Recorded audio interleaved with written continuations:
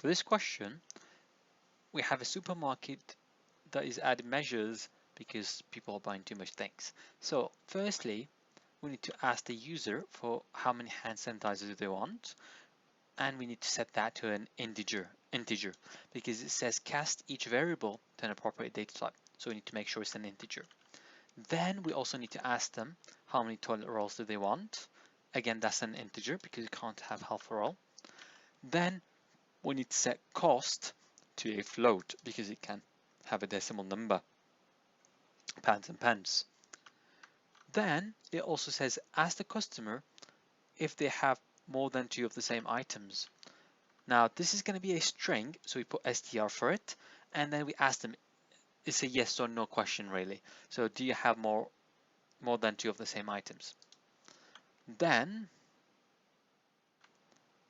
we have a while loop because it says repeat.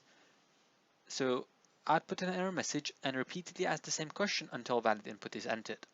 So here it says a maximum of 1 hand sanitizer. So we use a while loop while sanitizer is greater than 1 because we don't want it to have more than 1 hand sanitizer. Or says a maximum of 1 toilet roll as well, or toilet rolls greater than 1, and a maximum of 2 of the same item. So we put or items is equal to yes, and also the customers cannot spend over 100. So we put or cost is greater than £100. So as long if any of these conditions is true or more than one, then the while loop will stop. And what we need to do inside the while loop is literally first print an error message like this one, error, you're not following the rules or something like that, then ask all the questions again. So you just copy and paste these 4 lines and just paste them in here. So we just need to repeat the questions.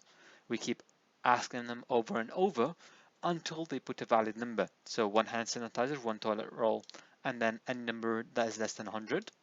And no, for do you have more than the 2 of the same items? And once we're done with that, all we need to do is literally display your order has been accepted, but that must not be indented, because if it's indented, it's going to be inside the while loop, but we don't want it inside the while loop. And that's the final code.